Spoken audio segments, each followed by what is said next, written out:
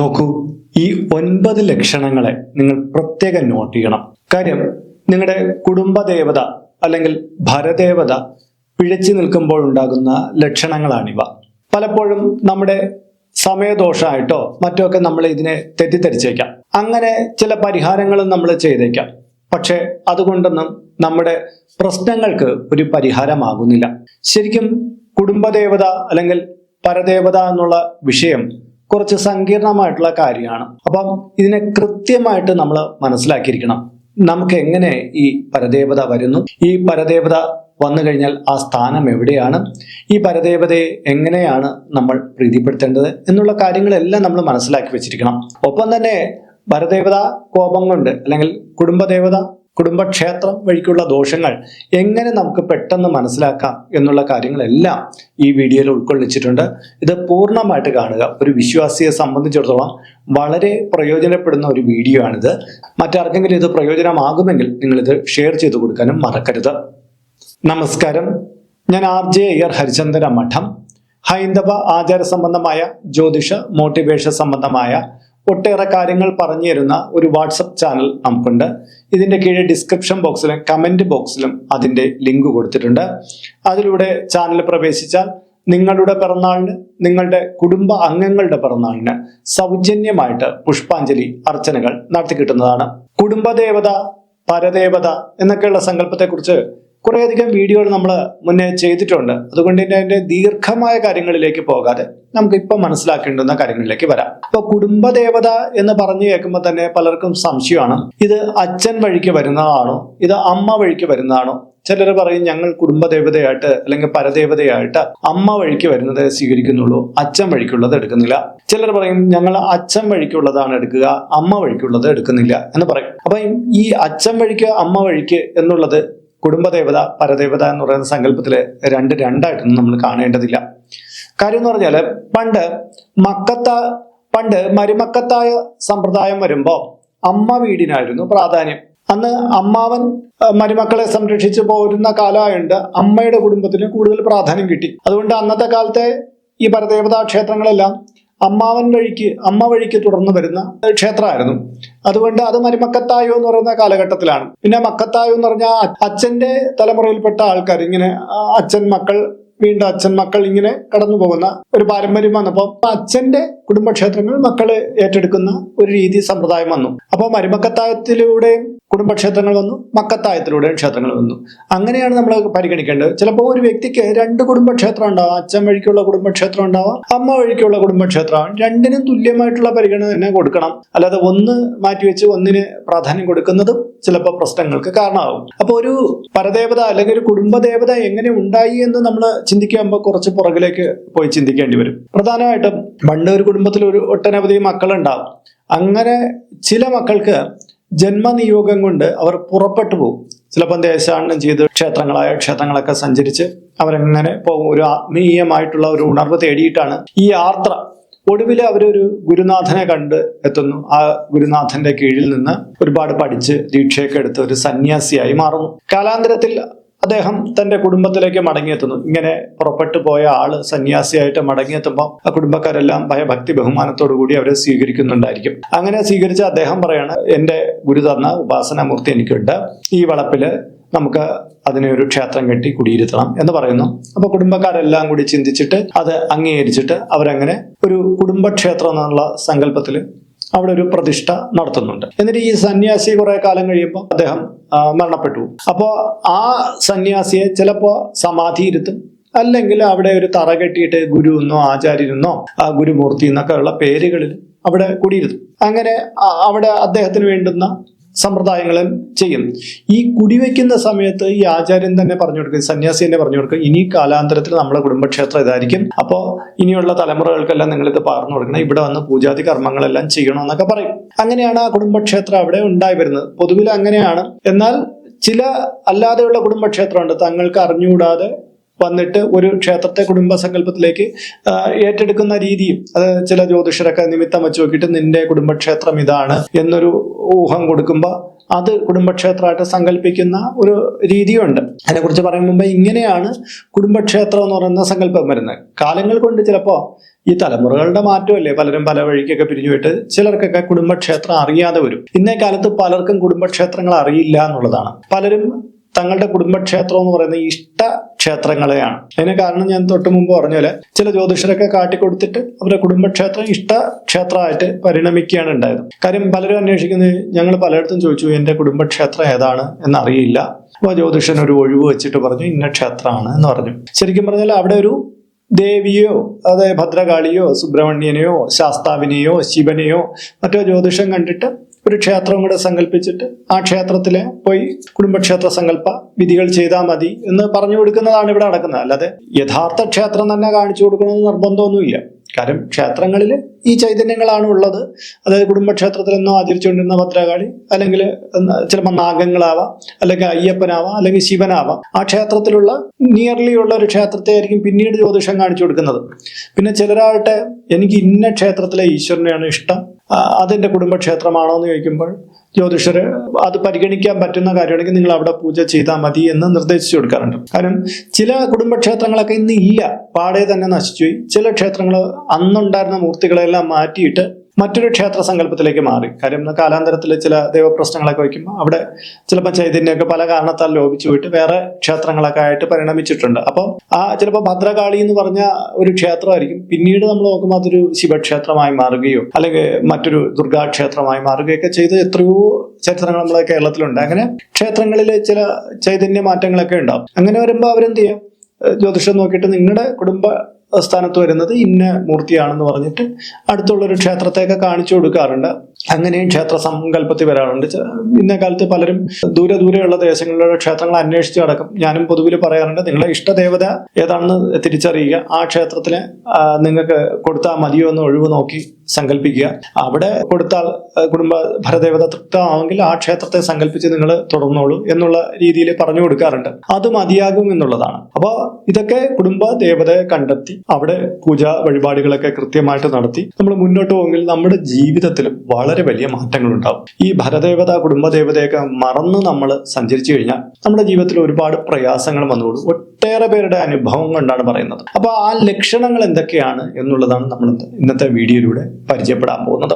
ഒന്നാമത്തെ കാര്യം, കുടുംബത്തിൽ മംഗല്യദോഷങ്ങൾ സംഭവിക്കുക എന്നുള്ളത്. മംഗല്യദോഷം എന്ന് പറയുമ്പം ഒന്നില് കല്യാണം എത്ര നോക്കിയിട്ടും കല്യാണം നടക്കുന്നില്ല. ജാതകം പരിശോധിക്കുമ്പോൾ അതിൽ കല്യാണ യോഗമുണ്ട്, ഇന്ന കാലയളവിൽ കല്യാണം നടക്കും എന്നൊക്കെ പറഞ്ഞിട്ടുണ്ട്. പക്ഷേ ഈ ആള് അതിനുവേണ്ടി ശ്രമിക്കുമ്പോൾ ഒരു രീതിയിലും നടക്കുന്നില്ല. പല പൂജാ വഴിപാടുകളൊക്കെ നടത്തി നോക്കി നടക്കുന്നില്ല. അങ്ങനെ വരുമ്പോൾ ഈ കുടുംബദേവത ഭരദേവതാ സങ്കല്പങ്ങളിലേക്ക് എന്തെങ്കിലും പ്രശ്നമുണ്ടോ, അവിടെ യഥാർത്ഥ സ്ഥാനത്ത് തന്നെയാണ് ഒരു പൂജ കൊടുക്കുന്നത് എന്നൊക്കെ ഉള്ള ചിന്ത വയ്ക്കേണ്ടി വരും. മാത്രമല്ല ചിലർക്കാണെങ്കിൽ മംഗല്യം കഴിക്കും, പക്ഷെ എന്നും പ്രശ്നങ്ങൾ തന്നെയാണ്. ചിലപ്പോൾ അതിൽ നിന്ന് ഡിവോഴ്സ് നേടി വേറൊരു കല്യാണം നടത്തുന്നു, അവിടെയും പ്രശ്നങ്ങൾ. ഇങ്ങനെ മംഗല്യപരമായിട്ടുള്ള ദുരിതങ്ങൾ, വീട്ടിനകത്ത് എന്നും വഴക്കും വെക്കാണോ, ഇങ്ങനെയൊക്കെയുള്ള കാര്യങ്ങൾ അനുഭവിച്ചുകൊണ്ടിരിക്കുമ്പോഴും ഇതിനൊരു കാരണം കുടുംബക്ഷേത്രത്തിൽ നിന്നുള്ള നമ്മൾ അതിനെ പരിഗണിക്കാത്തുള്ള കാര്യങ്ങൾ കൊണ്ടാണോ, അല്ലെങ്കിൽ നമ്മൾ എന്തെങ്കിലും ഇനി കൂടുതലായിട്ട് അവിടെ ചെയ്തു കൊടുക്കേണ്ടതുണ്ടോ എന്നൊക്കെയുള്ള കാര്യങ്ങൾ നമ്മൾ ശ്രദ്ധിക്കേണ്ടതാണ്. രണ്ടാമത്തെ കാര്യം, കർമ്മ തടസ്സമാണ്. ചില വ്യക്തികൾക്ക് നല്ല പഠിപ്പുണ്ട്, കഴിവുണ്ട്, എല്ലാം ഉണ്ടെങ്കിലും അവർക്കൊരു തൊഴിൽ തരപ്പെടില്ല.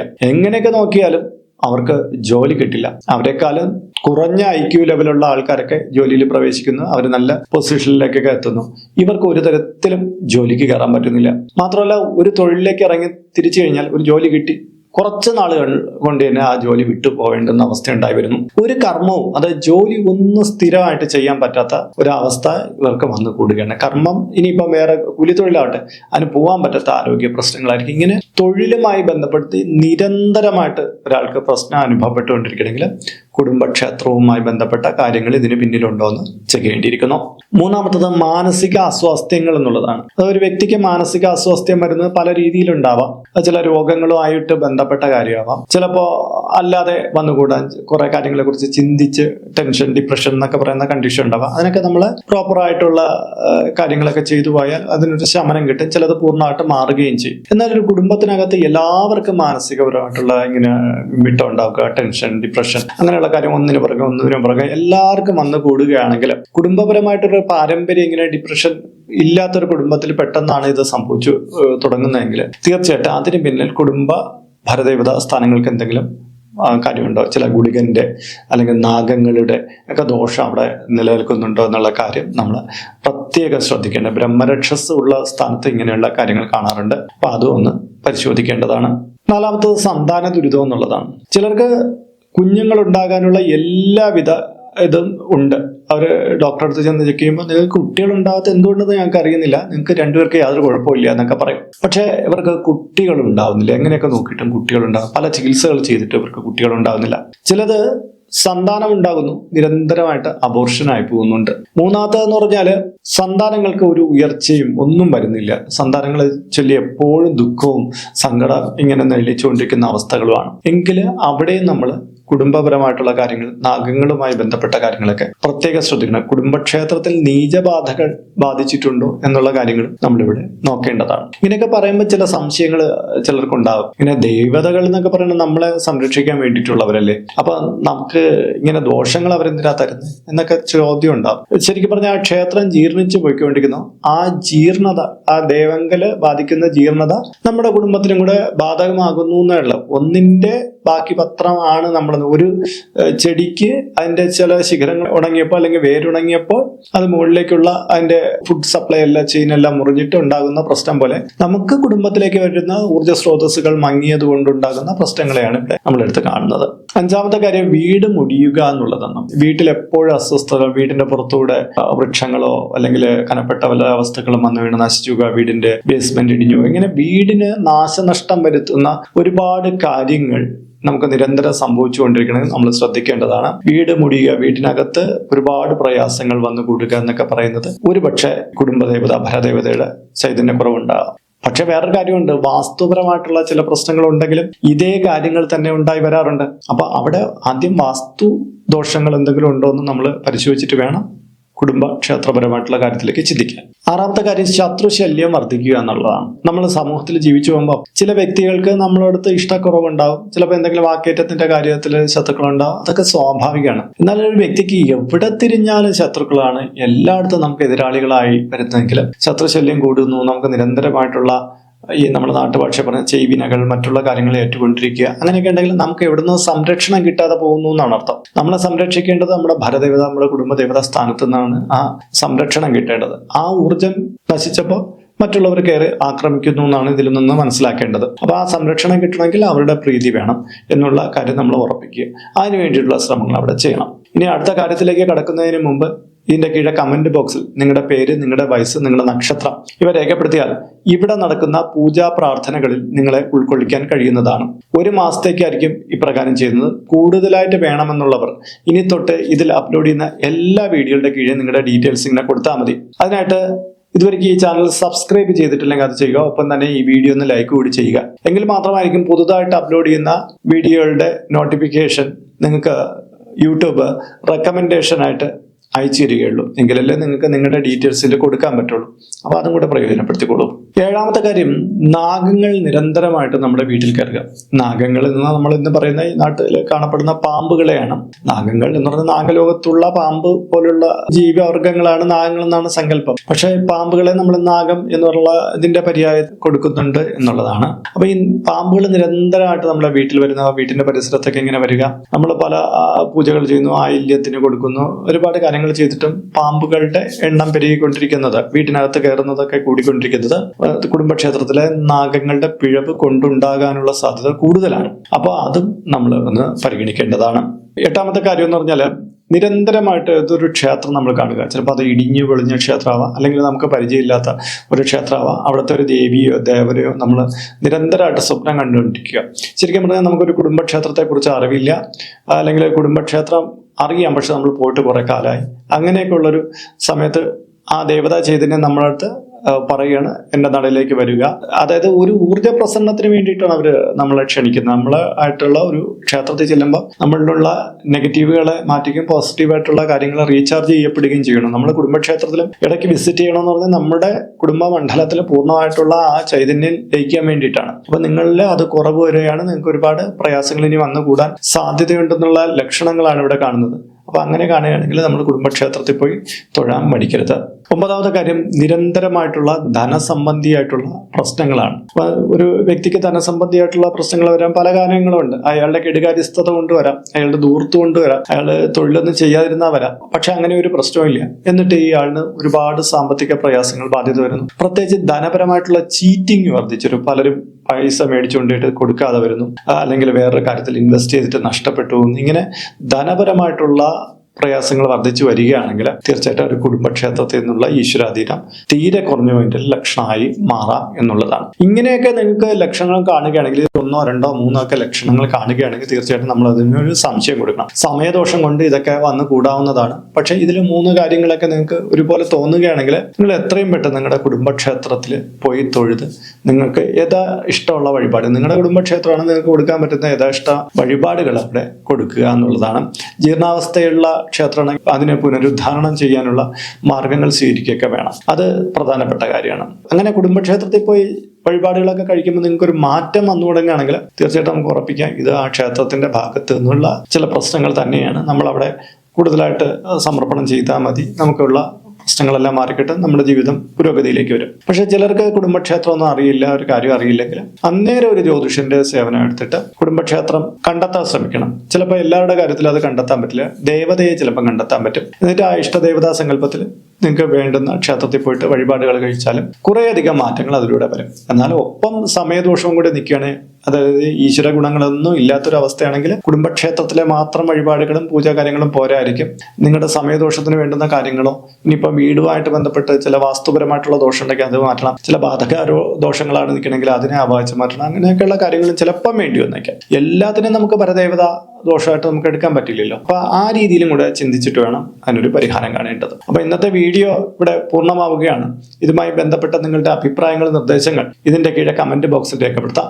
ഇതിൽ കാണുന്നത് എന്റെ വാട്സപ്പ് നമ്പറാണ്. ജ്യോതിഷ സംബന്ധമായതും പൂജാ സംബന്ധമായതുമായ അപ്പോയിന്റ്മെന്റിന് വേണ്ടിയിട്ടാണ് ഇത് നൽകിയിരിക്കുന്നത്. നേരിട്ട് വിളിച്ചു കഴിഞ്ഞാൽ കിട്ടുകയില്ല.